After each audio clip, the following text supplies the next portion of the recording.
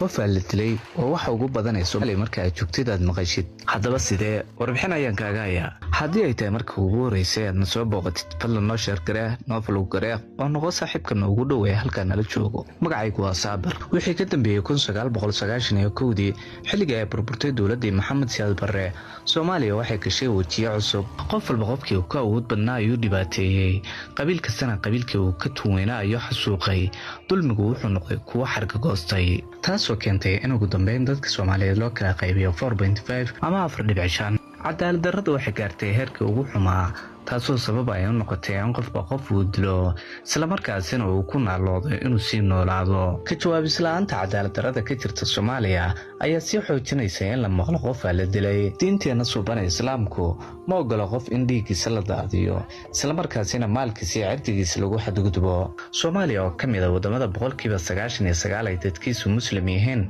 ayaa hadana dhiigga islaamku wuxuu ka yahay in la daadiyo wax caadi ah sida caadiga waxa halkan ka maqan baraarujintii wacyigelinta culimada ee ku aadan dhibaatooyinka ay isku hayaan Soomaalida isla markaasina ka hor imaanaysa diinta islaamka waana mid aan isleeyahay marka la waayay ay booska ka baxday in dadku isaga baqaan Ilaahay dartiisa hadii aysan shaqaynaynin bini'aadantinimadu xabaalaha ugu badan ee Soomaaliya waxa ku duugan dad dulmi loo geystay loo dilay mana jirto in laga garaabay dhibaatooyinka ka dhacaya Soomaaliya hadii aan idin xasuusiyo xilligii dawladda dhexe ee Maxamed Siyaad Barre madaxweynihii talada hayay ee Maxamed Siyaad Barre ayaa ku dhawaaqay in rag iyo dumarkuba ay sameeyeen xuquuqda Soomaaliya isla markaasina qofkii qof dilay la dili doono markii hawliyaanti wadaag ay dhalatay markaas bay waxay ku dhalatay mabda la yiraahdo dadka aadamigu way isku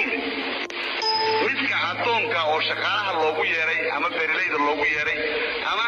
laga xoogray la guuleystay iyo midka kan sheeganaya xoogii iyo aqoontii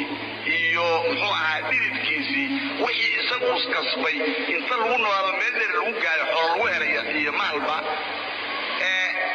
haddana la yiri waa lagu guulaysanaya ka iyo kii guulaystay labadaba inay sameeyeen rag iyo haween inay sameeyeen dadka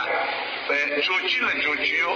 oo la xaqiijiyo oo muran la'aan laga dhigo dadka aadamigu inay isku xaqiijiyeen horta xaalku meesha usla socda ka weeye waxaan jeclaan lahaa dumar haddaad tihiin dumarka Soomaaliyeed inaad fahamtaan